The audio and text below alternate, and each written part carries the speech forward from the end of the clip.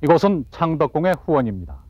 많은 사람들이 기묘사화의 원인이 시작된 곳으로 알고 있는 바로 그곳입니다.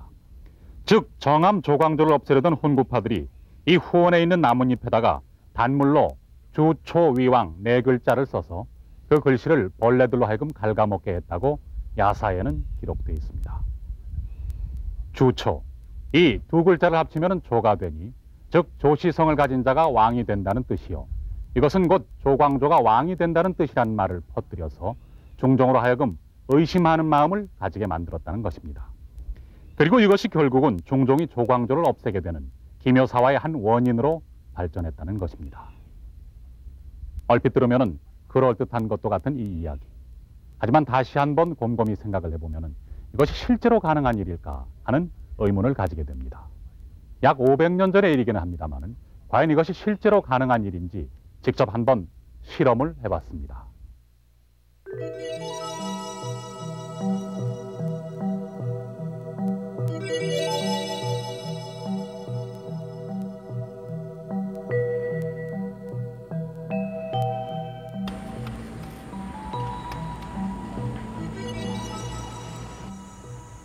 주초위왕이라는 글씨를 어떻게 새겼는지 언급된 것이 없습니다. 그래서 여러 가지 정황과 기록을 유추해서 실험을 준비하게 되었습니다. 우선 무엇으로 글씨를 썼는지 하는 것이 문제인데 나무 열매즙이나 꿀물로 글씨를 썼다고 하므로 당시 왕비가 양잠을 하기 위해서 후원에 심었다는 뽕나무 열매인 오디와 꿀을 혼합해서 글씨를 새겼습니다. 우선 그 잎에 그 당분을 바르니까 글씨가 잘 새겨지질 않았습니다. 그리고 대상 식물은 궁궐에 많이 심고 또 잎이 비교적 넓다고 생각되는 배나무와 떡갈나무류 그리고 정원에 많이 심는 목련 3가지를 선택을 했습니다. 그리고 곤충은 당분을 좋아하는 개미류 그리고 잎사귀 뒤에서 식물을 가해하는 방패벌레류 그리고 아무 종류의 식물이나 식물 잎을 갉아먹는 풍뎅이 종류 3가지를 했습니다.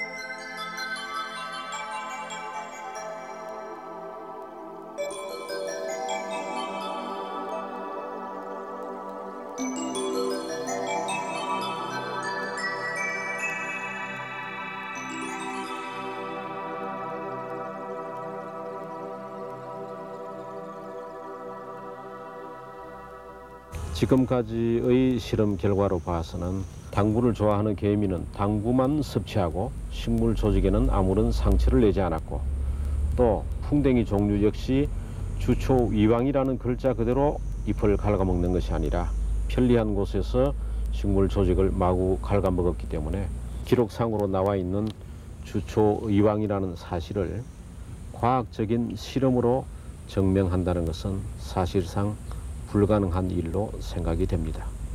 더욱이 기록상으로는 야외에서 그와 같은 사실이 나타났다는데 실험 조건에서 나타나지 않은 사실로 봐서 더욱더 어렵고 불가능하리라고 봅니다.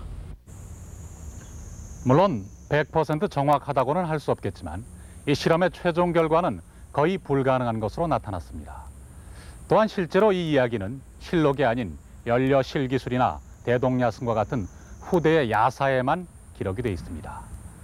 그렇다면 우리는 어떻게 해서 지금까지 이 이야기를 사실이라고 알아왔던 것일까요? 또 만약에 이것이 사실이 아니라면 주초위왕 네 글자 뒤에 숨겨진 진짜 역사는 과연 어떤 것일까요? 역사의 라이벌, 오늘은 김효사화의 가장 큰 희생자로 기록되어 있는 조광조와 김효사화를 일으킨 주동인물로 기록되어 있는 남곤을 통해서 그 숨겨진 역사를 한번 찾아보도록 하겠습니다.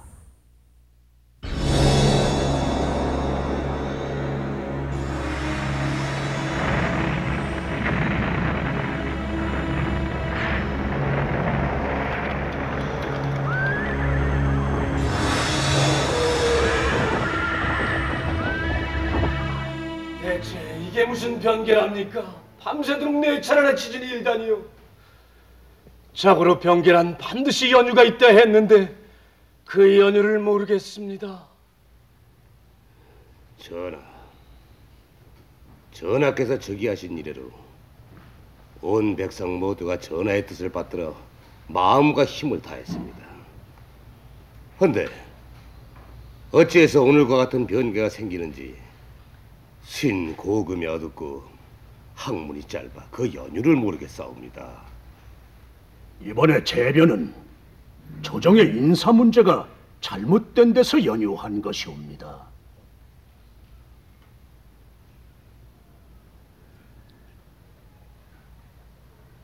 근자에 조정의 동정을 보니 나라에 해로운지 아닌지를 헤아려 보지도 않고 무조건 갱신과 개혁을 내세우며 임금을 인도하는 자들이 있사옵니다. 그러한 자들은 말로만 임금을 위하는 것일 뿐 실상은 자신들이 원하는 것을 얻고자 하고 있으니 이 같은 자들로 인해 장차 사람들이 화를 입지 않으면 천형을 당하게 될 것이옵니다.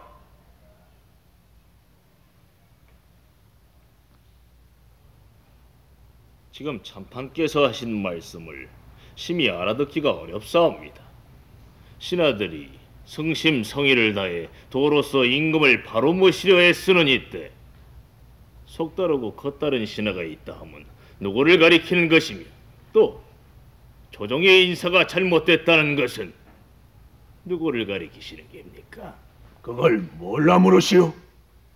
전하, 오늘의 재변은 아마도 신과 같이 용렬한 자가 차례를 뛰어넘어 정승의 자리에 오른 때문인 듯하옵니다. 속히 신의 직책을 거두시어 다시 물망 있는 자를 선택하시옵소서.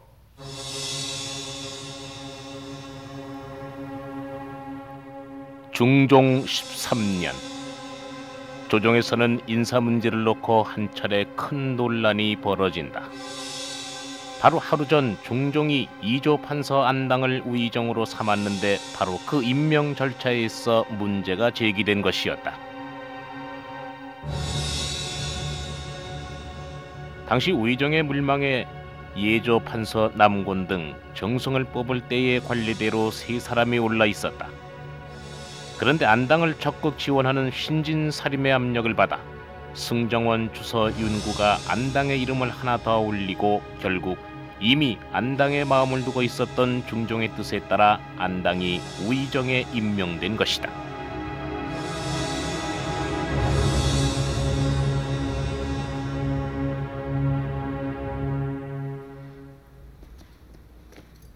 계략입니다. 애초에 물망에 오르지 않은 안당대감의 우의정이라니요. 좌천성, 우천성이 다 평등이시니 당연히 대자께서 오르실 자리가 아니었습니까? 주상께서 다 보살펴 결정을 하신 일입니다.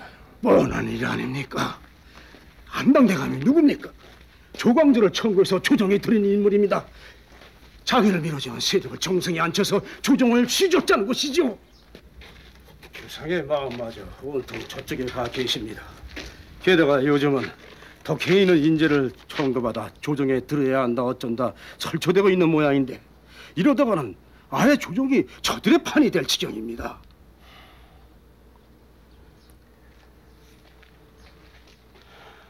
이 복상 사건은 조광조 일파가 개혁 정치를 보다 본격적으로 추진하기 위해서 협조가 절대적으로 필요하였었던 정부, 특히 재상 쪽에 좌파의 세력을 확보하기 위해서 취해진 조처였다고 생각됩니다.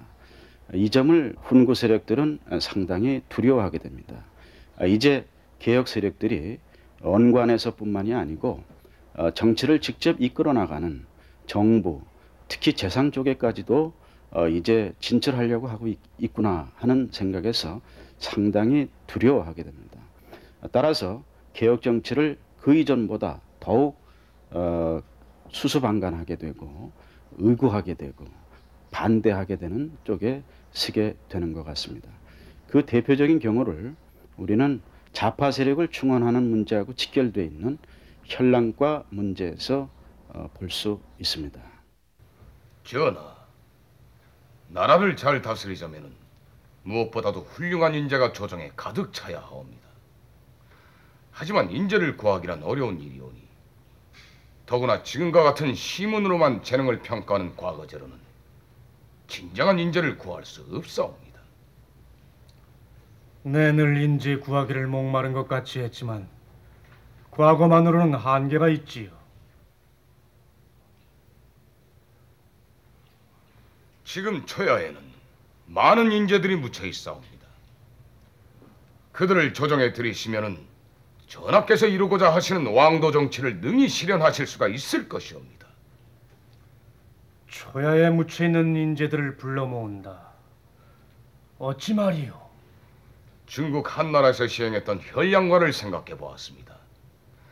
먼저 각 고을의 수령들로부터 하여금 덕행이 있는 인재들을 청거받아 그들을 다시 시험에 등용하는 것이지요.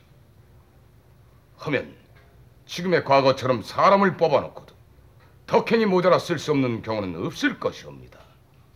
지금까지 수많은 현량들이 과거를 통해서 등용되었거늘 과거를 어찌 그리 말씀하시오? 전하, 현량과가 비록 좋은 제도이긴 하나 실제로 살펴보면 중국에서도 제대로 시행된 예가 없었사옵니다. 고을 수령 등을 통해서 청구받는다고 하지만 덕행 있는 인재 만나기가 그리 쉽겠사옵니까? 또 만약에 청구가 잘못됐을 경우 누구를 죄주어야 할지도 문제이고요. 과거를 통해서 뽑은 사람이더라도 훌륭한 인재는 자신의 도리를 다하기 마련입니다. 전거에는 폐해가 많을 것 같으니 어쩌다 한 번이면 몰라도 늘 시행하는 것은 좋지 않을 것 같사옵니다.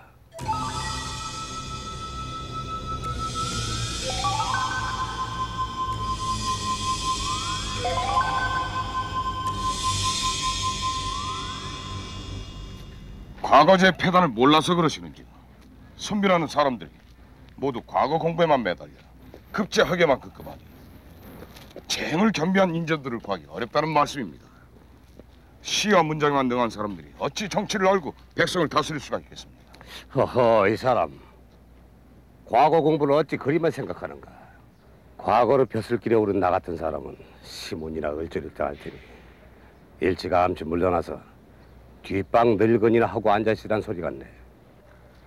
제가 어찌 그런 뜻으로 말씀을 드렸겠습니까?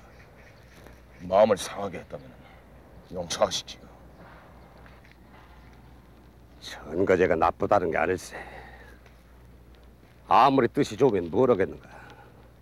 공정하다고 하는 과거에도 온갖 폐단이 극심한데 전거제의 폐단이야 오죽하겠는가.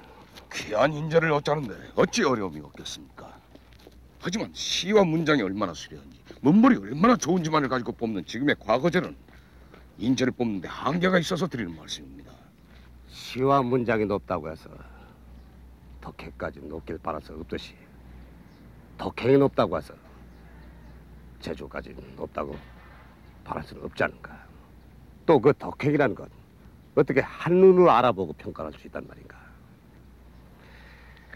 쟁을 겸비한 선배들은 과거로서 얼마든지 얻을 수 있는데 굳이 따로 과를 설치하지 않은 자네의 뜻을 난 모르겠네.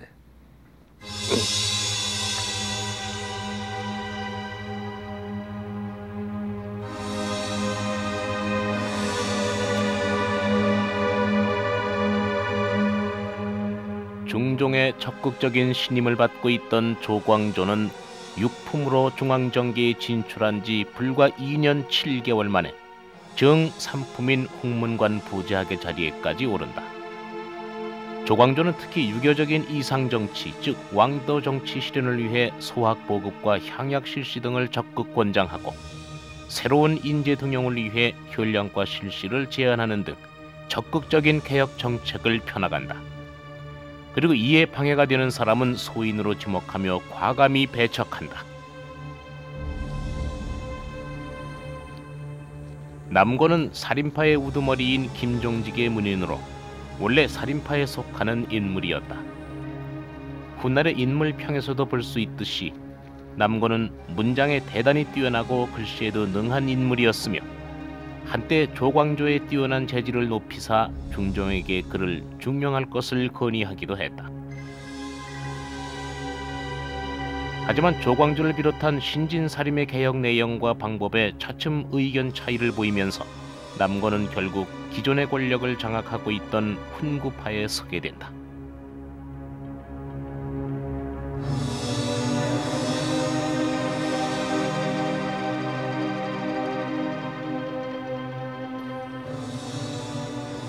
특히 조광조가 지금까지 실시되어 오던 과거제의 폐단을 지적하면서 현량과의 실시를 주장하고 과거에서 중시되던 사장, 즉 시와 문장을 쓸모없는 학문이라 비판하면서 특히 사장에 능했던 남권과 사장보다는 도학 경학을 중시하던 조광조는 큰 갈등을 겪게 된다.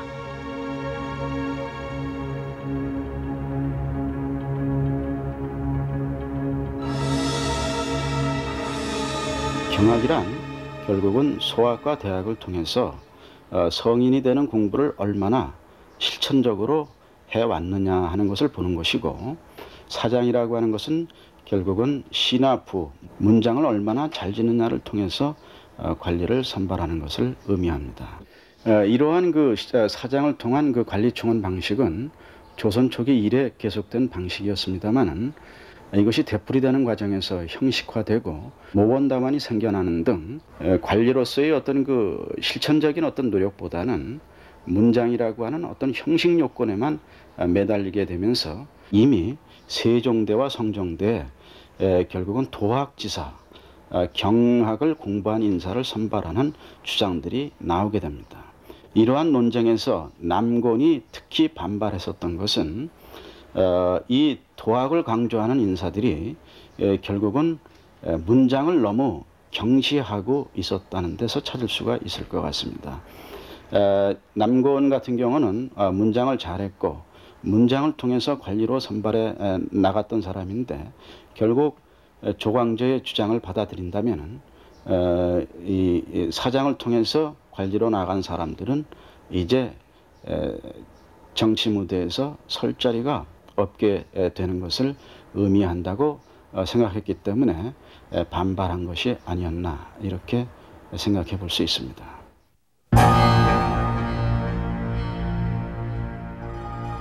그런데 남곤이 중국의 사신으로 가 있는 사이 비령에 살고 있는 귀순한 여진족 속권애가 갑산부의 침범에 노략질을 하는 사건이 발생한다. 이에 함경도 절도사는 화친하는 척하며 속권애를 꿰어내 생포할 것을 조정에 건의하고 조정은 이를 받아들여 방어사의 선발까지 맞춰놓는다. 그런데 부제학 조광조가 급히 입대하기를 청하고 있사옵니다. 어서 들라 이르라.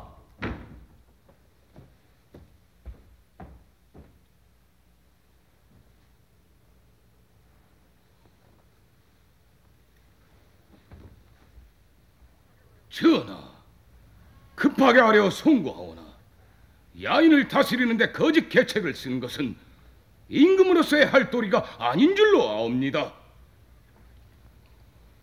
변방의 야인들이 요사하고 포악하다고 해서 그들과 똑같이 도적과 같은 꾀를 써서 그들을 사로잡는다면 이는 전하의 채모와 나라의 위신을 실추시키는 것이옵니다.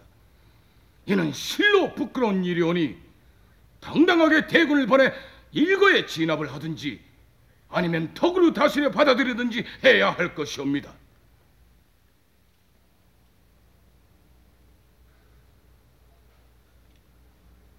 아무래도 과인이 잘못 생각한 것 같소. 전하, 병법이란 상황에 따라서 나름대로 길이 있고 때론 임기응변도 필요한 법이옵니다. 오랑캐를 막는 일이 어찌 정도로서만 가능하겠사옵니까? 또한 이 일은 이미 여러 사람의 의견이 모아진 일이요 전하께서도 윤호하신 일이옵니다. 어찌 한 사람의 말로 창졸간에 바꿀 수가 있단 말씀이옵니까? 전하, 옛날 성종조에도 사냥을 하는 오랑캐들을 몰래 잡았다가 그로 인해 수십 년간이나 변방이 시끄럽고 백성들이 피해를 보았사옵니다. 그런데 이제 또 그 같은 거짓개를 써서 오랑캐를 쳤다가 일이 잘못된다면은 이는 변방의 일만 커지게 할 뿐이며 나라의 체면만 손상될 것이니 함부로 정할 일이 아닌 듯하옵니다. 전하, 옛말에 밭가는 일은 종에게 물어야 하고 배짜는 일은 여종에게 물어야 한다 했사옵니다. 이 일을 어찌 일개 선비의 말 한마디로 뒤집으려 하시옵니까? 아무래도 정도에 어긋난 듯하니 계책을 다시 세워보는 것이 좋겠소.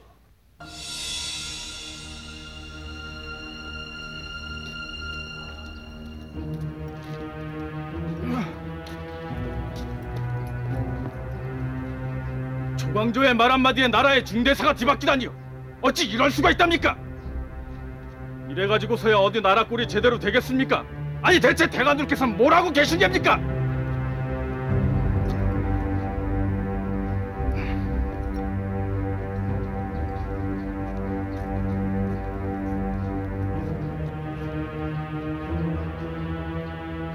점입 가격이질 않습니까? 이러다가 나라 일까지 그르치게 될 판입니다. 신진사림들에 대한 주상의 총애가 지나치십니다. 대저 인물의 등용에는 차등이 있는 법인데 쓸만하다고 생각되는 신진들이 있으면 무조건 풍계를 올려 서용하시고 특히 조광조의 말이라면 무조건 신임을 하시니 이래가지고서야 어디 조정의 기강이 바로 서겠습니까? 그뿐만이 아니지 않습니까? 툭하면 사람을 소인배로 몰아 논박을 해야 되니 이래가지고서야 어디 조정에 발붙일 사람이 있겠습니까? 형조 판서에 제수되셨다가 하루 만에 쫓겨나신 화가 아직도 풀리질 않으신 모양입니다. 어허, 대감! 다가올 혈양과가 걱정입니다. 조정에 인재가 없느니 재행을 겸비한 인재를 뽑아야 하느냐 하는 것이 무슨 뜻이겠습니까? 이들은 저들의 마음에 맞는 자들을 뽑아 결국 파당을 만들고 말다. 파당까지요?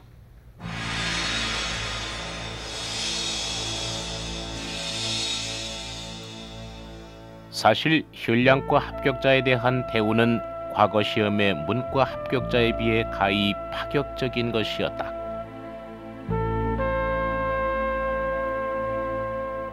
당시 과거제를 통해 선발된 사람 중 대다수는 9품직에 임용되고 나머지 소수가 7품직과 8품직에 임용되고 있었다.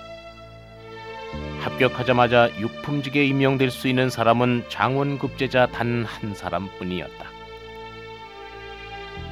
그런데 중종 14년 4월에 시행된 혈량과 합격자 28명 중 대다수가 바로 이 6품직에 곧바로 임용됨으로써 과거에서의 장원급제자와 똑같은 대우를 받게 된 것이었다. 그리고 그 대부분이 신진살인들이었다. 현량과를 통한 신진살인들에 대한 이 같은 파격적인 진출은 자신들에게 붙는 자는 천거하고 아닌 자는 배척한다는 지적과 함께 훗날 붕당으로 지적받게 되는 가장 큰 원인이 된다.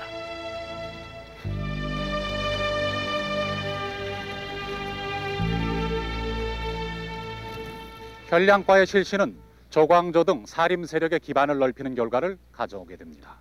그리고 그 직후 조광조는 사헌부의 장관인 대사헌의 자리에 오릅니다. 조광조가 조정에 등장한 지 불과 4년 만의 일이었습니다. 조광조를 위시한 신진살인들의 급속한 진출, 그리고 그와 함께 추진된 과감한 개혁 정책들, 왕도 정치 실현을 위한 새로운 질서 수립이라는 이름 아래 이루어진 이러한 일련의 작업들은 당시로서는 거의 혁신적인 것이었습니다. 하지만 이런 급속한 변화들은 기존의 권력 기반을 장악하고 있던 훈신들에게는 커다란 불안 요소로 작용하게 됩니다. 바로 조정 내에서의 주도권을 상실하게 된다는 위기감이었습니다. 그런 가운데 조광조는 드디어 훈신들의 존재 자체를 위협할 수도 있는 또 다른 개혁을 추진함으로써 조정 내에 커다란 회오리를 불러일으키게 됩니다. 전하, 전국 공신의 기록을 바로 잡아야 하옵니다. 폐진 연산조의 총신이라 하더라도 반정을 도운 공이 많다면은 당연히 그 공이 기록되어야 하겠지만 공 하나 없이 함부로 공신록에 기록된 소인배들이 부지기수이니 어찌 제대로 바로잡지 않을 수가 있겠사옵니까? 전국 공신이 문제라면 이미 14년 전의 일이요. 대사원이 누구를 지목하는지는 모르겠으나 이미 공이 있다고 해서 공신력에 올라있는 사람들입니다. 어찌 14년이 지난 후에 지금에 와서 새삼스럽게 공을 깎아 새로 고친단 말이오. 전하, 역대 어느 임금 때에도 공신의 녹공이 이렇게 외람되지는 않았사옵니다. 태조 대왕조의 개국공신도 불과 10여 명에 불과했는데 지금 전국의 공신 수는 무려 100여 명이나 되옵니다.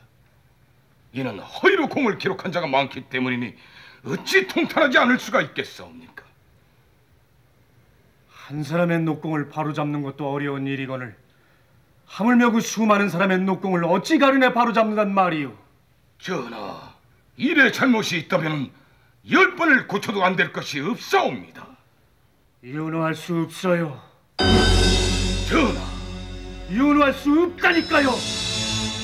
전하. 중종 14년 후반기, 조정은 전국 공신에 대한 자격 박탈 문제로 또 한 차례 논란을 겪는다. 중종 반정이 끝난 직후 공신을 책정하는 일은 거의 박원종과 유순정 등 반정 공신에 의해 주도된다. 하지만 그 과정에서 자격이 의심되는 공신들의 친인척 등이 대거로 공신록에 오르면서 공신의 수가 역대 사상 최고인 무려 117명에 이르게 된다.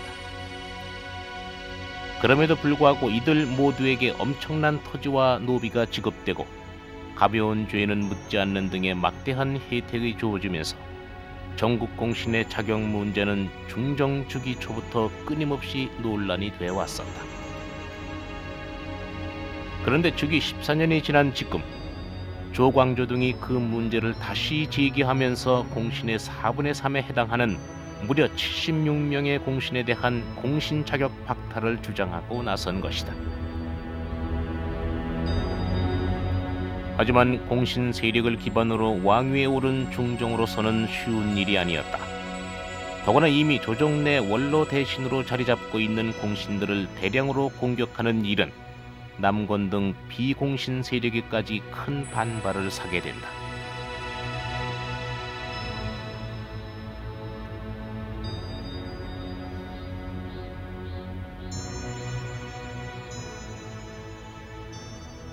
이것은 누구를 사쿠나고 안 하고 하는 문제가 아닙니다. 알지요. 지금에 와서 반정 공신들에 대한 대규모 사쿤을 하다가는 자칫 반정을 부정하는 결과가 될 테니요. 그뿐입니까? 그것은 결국 주상 전하를 부정하는 결과가 됩니다. 영모의 다름이 아니라는 말씀입니다.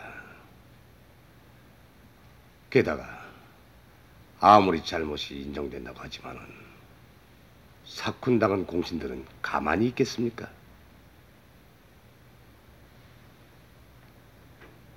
하면 대감께서는 어쩌실 작정이십니까?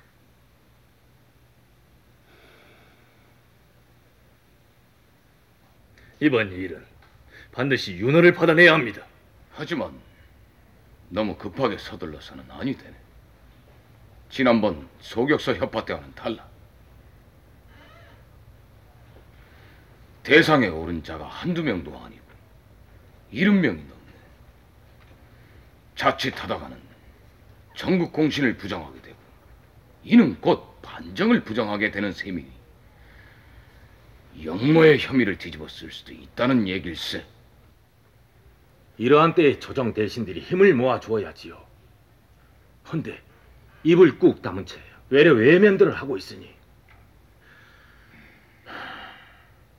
남곤 대감은 아예 자리를 피해버렸답니다. 세종대왕릉에 향사로 차출이 되어 갔다는데 이것이 어찌 주상전하의 뜻이겠습니까? 몸보신을 위해 어려운 자리를 피해보자는 술책이죠.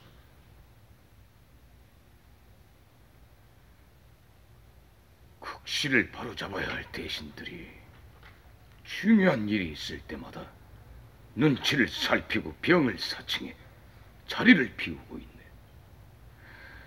이래가지고서야 어찌 이 나라가 바로잡아지겠나?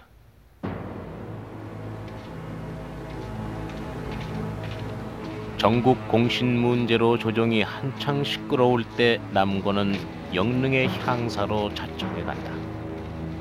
그러면서 신진사림들의 기세가 너무 뻗어 있어 아무도 함부로 입을 열려 하지 않고 두려워 바로 보지 못한다고 한탄한다. 그러나 바로 이 일로 남곤은 신진사림들로부터 더 큰 지탄을 받게 된다.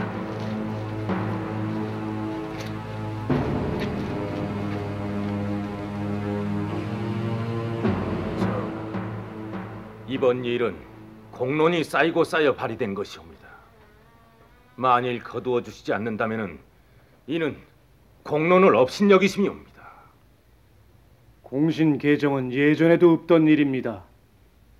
또한 기록된 지 오래이니 고칠 수 없다 하지 않았소. 전하, 신들이 이토록 간절한 까닭은 이것이 실로 국가의 중대사이기 때문이옵니다. 근데 이러한 중대사에 조정 대신들은 한마디 말도 없으니 이 나라가 장차 누구를 의지하겠사옵니까?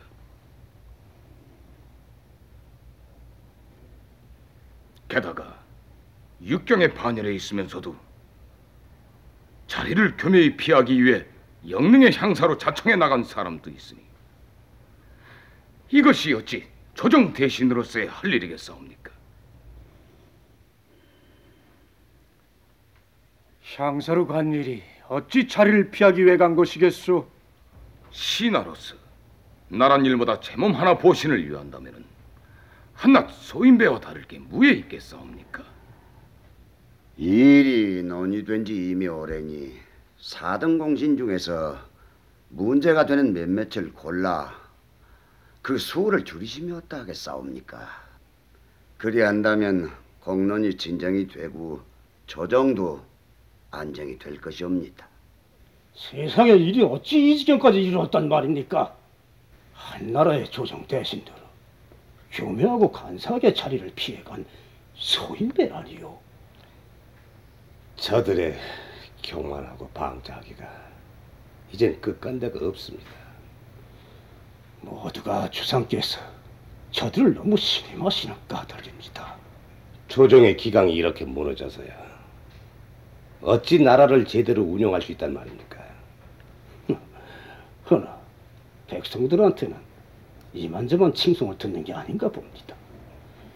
조광주가 지나가기만 하면 백성들은 우리 상전 지나간다고 난리들이랍니다.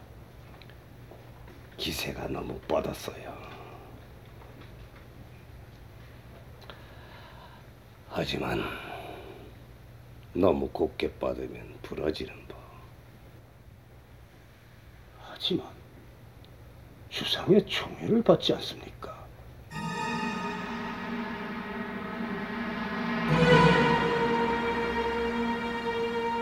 하천군께서는 주상의 마음이 아직도 조광조에게 있다고 보십니까? 하천군께서는 주상을 잘 모르십니다.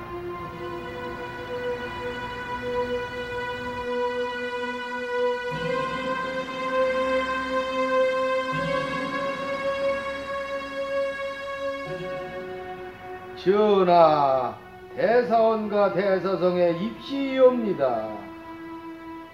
아니 만날 것이니 물러가라 이르라. 전하, 신대사원 조광조 막중대사를 진언코자 하옵니다. 폐하를 윤호해 주시옵소서. 전하, 전국공신의 훈작 삭제를 윤호해 주시옵소서. 전하, 공론을 거두어 주시옵소서. 내 그동안 그대들의 뜻을 거의 거두어 주지 않았소. 하지만 이번 전국공신의 일만은 윤호할 수 없이 물러가도록 하시오. 전하, 이미 공론으로 정해진 일을 여기에서 멈춘다면 그 화가 더욱 클 것이옵니다. 이러시면 성군의 도리가 아니시옵니다, 전하. 글쎄 물러가라지 않소.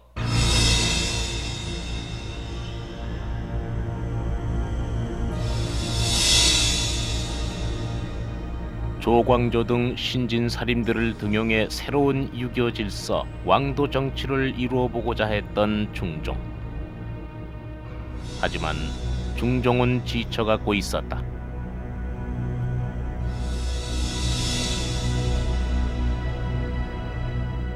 남군은 바로 이러한 중종의 마음을 읽고 있었던 것이다.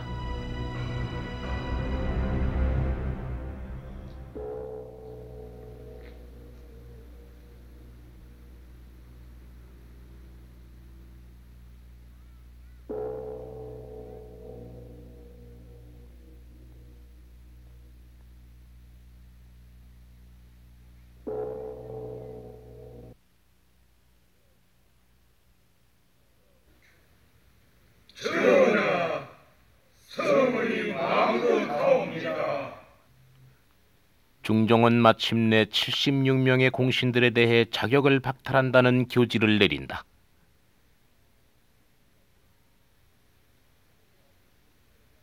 자격이 없는 공신들에 대한 대규모의 자격 박탈. 이로써 조광조 등의 개혁 작업은 일단 성공을 거둔 것처럼 보입니다. 하지만 이것은 공신 세력들의 엄청난 반발을 사게 되고 결국은 그들의 반격을 불러오게 됩니다. 공신 자격을 박탈당한다는 것, 그것은 지금까지 공신들 자신과 그들의 가문, 그들의 후손들이 함께 누려왔던 사회, 경제, 정치적 이익과 특권을 하루아침에 모두 잃는다는 것을 의미하기 때문입니다. 이 일이 있은 지 꼭 나흘 뒤에 기묘사화가 발생했고 그 사화를 이끌어간 핵심부에 공신 자격을 박탈당한 공신들이 적지 않았다는 것은 이 개혁 작업이 결국은 실패로 끝났다는 것을 잘 말해주고 있습니다. 그리고 더 나아가서 조광조 등의 이런 과감한 정책은 자칫 조정을 위기에 몰아넣을 수도 있다라는 위기의식을 느끼게 함으로써 공신 세력뿐만이 아니라 남곤을 비롯한 훈구 세력 전체의 반발을 사게 되고 결국 반대 세력을 키우는 결과를 가져오게 됩니다. 하지만 무엇보다도 중요한 것은 바로 중종의 변화였습니다. 그동안 신진살인들의 가장 큰 보호막이었던 중종이 왕에 대한 끝없는 덕목의 요구와 또 끝없는 개혁의 요구에 지치기 시작하고 마침내는 등을 돌리고 말았던 것입니다.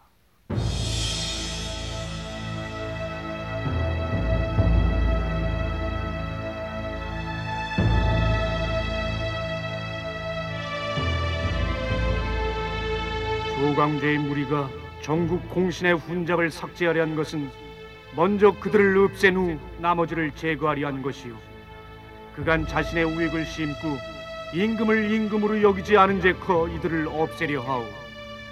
허나 대광과 홍문관과 유생들의 이를 불가하다 할 터이니 남양군은 심정, 남곤 등과 함께 상의해 이들을 없앤 후 내게 전하도록 하시오.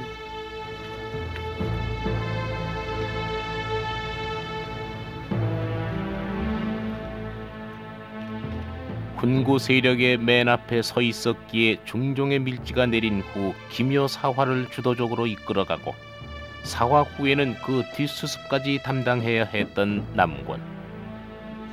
사화가 있기 하루 전날 밤 남권은 당시 사림들에게도 큰 영향력을 갖고 있던 영의정 정광필의 협조를 구하는 가장 중요한 일을 맡게 된다.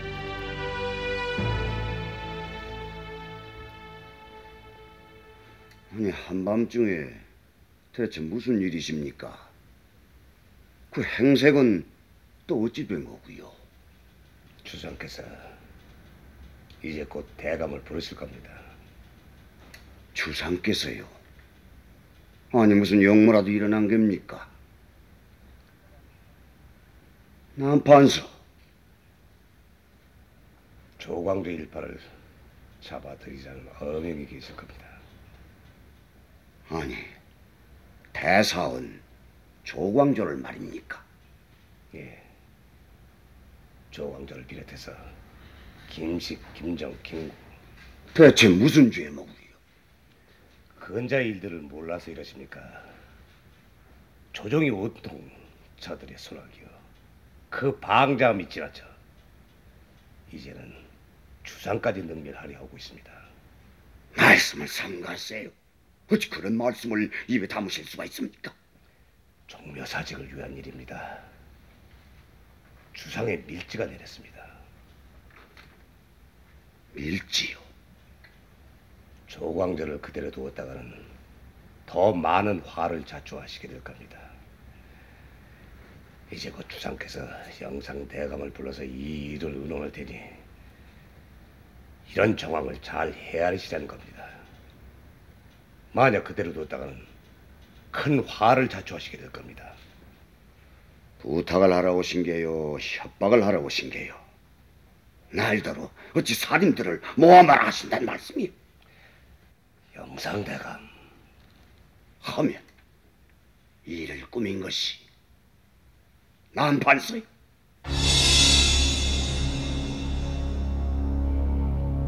지금까지의 기록들을 보면 기묘 사화를 일으킨 장본인으로 남권을 지적하고 있다. 중종실록을 보면 남권이 먼저 위기의식을 불러일으켜 중종으로 하여금 언문밀지를 내리게 했다고 기록돼 있고, 기묘 사화 희생자 중 하나인 이자와 율곡 이 역시 남권 등이 조광조를 모함하는 유언비어를 퍼뜨렸다고 기록하고 있다.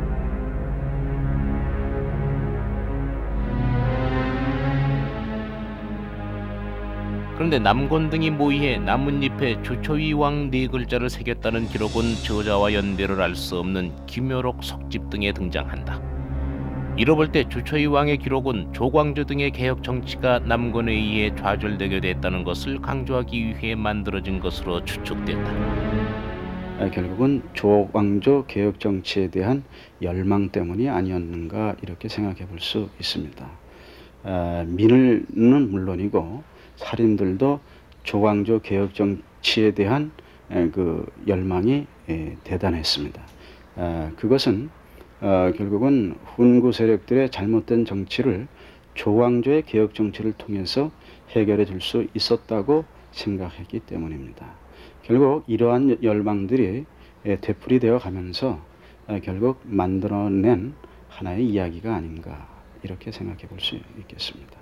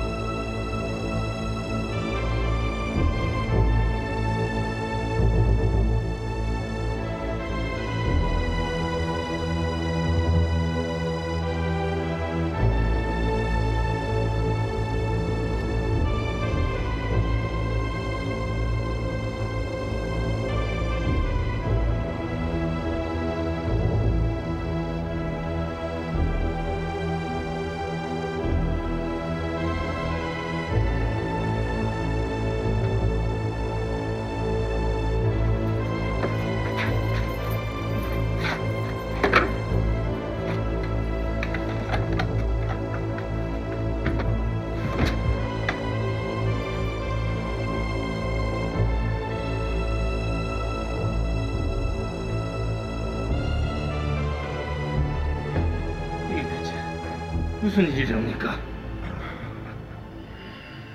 주상전하께서 어찌 이러실 수가 있단 말입니까?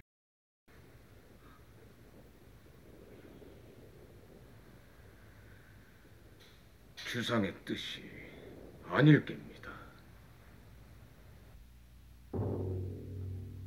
하지만 바로 그 시간 중종은 조광조 등에 대한 죄안 작성을 명하고 있었고 그 일은 남곤의 손에 맡겨졌다. 조광조 등을 보건대 서로 풍당을 맺고서 자기 편에 붙는 자는 추천하고 자기들과 뜻을 달리하는 자는 배척을 해서 요직을 차지했으며 위로는 임금을 속이고 사사로운 정을 거리낌 없이 행사를 하니 전하, 광조 등이 거리낌 없이 임금을 속이고 사사로운 마음으로 정사에 임했다라는 죄목은 지나친 듯하옵니다. 사실대로 해야 죄인들이 승복할 것 같으니 조정의 뜻대로 하시오.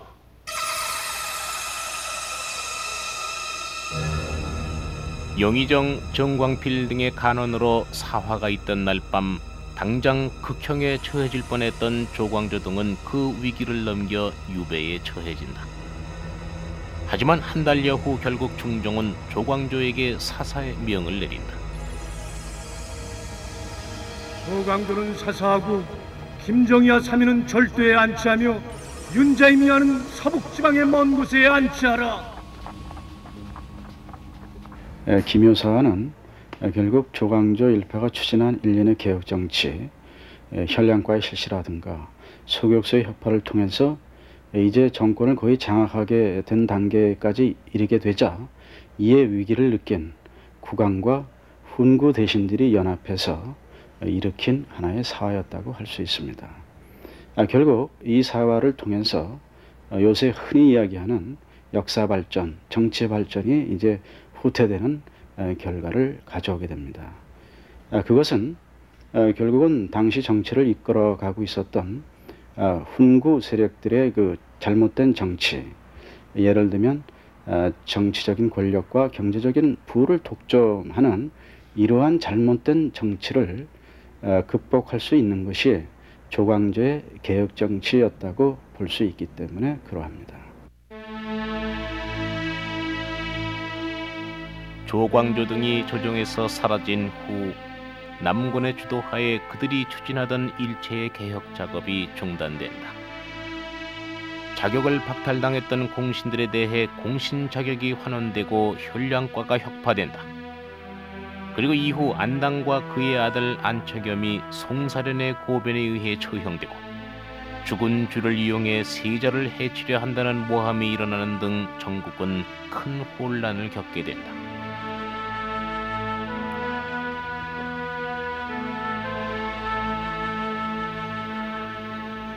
주상 전하께서는 강령하시오. 강령하신 줄 아오이다. 시각이 없소이다. 한선비의 마지막 가는 길이요. 잠시만 기다려줄 수 없겠소.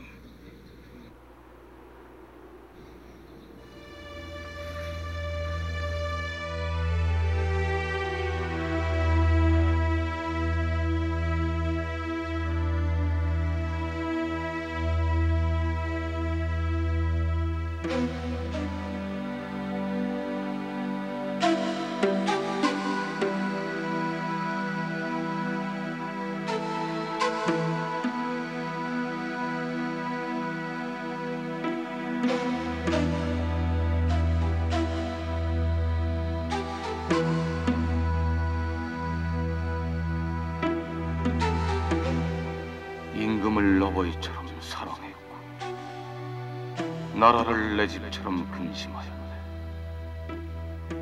해가 아래 세상을 굽어보니 붉은 충정은 밝게 비추어주리.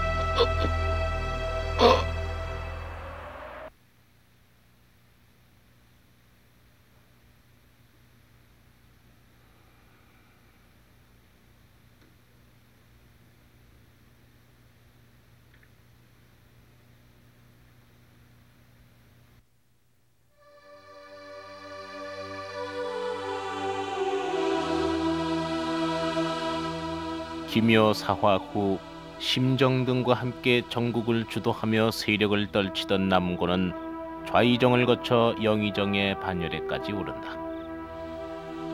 하지만 그러한 영화 뒤에 그는 개인적으로 사림을 해치고 왕의 총명을 흐리게 했다는 세인의 지탄과 함께 동생에게마저 등돌림을 당해야 했다.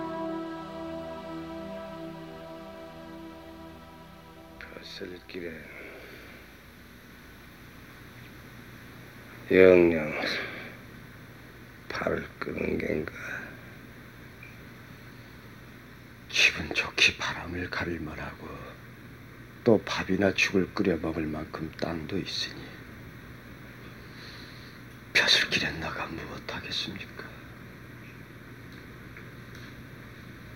그것이 그토록 이 형을 피한 이유였던가.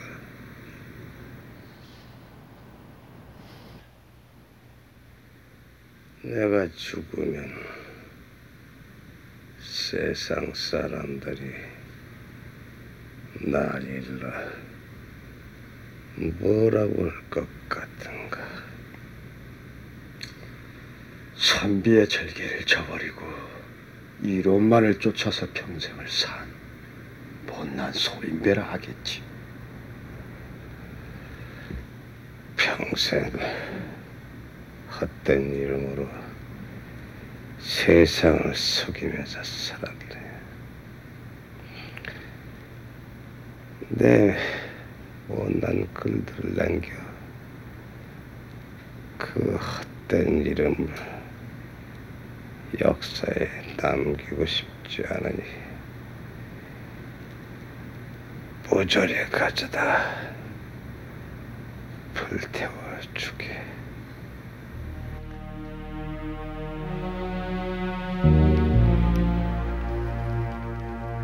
뛰어난 문장가였지만 그 문장을 알 수 있는 기록을 전혀 남기지 않은 남곤.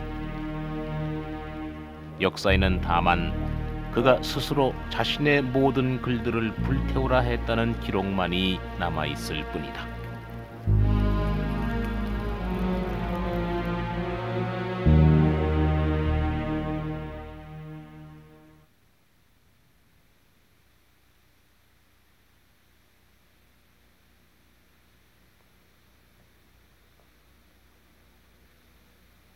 자신의 흔적을 일체 남기고 싶지 않아 했던 남곤.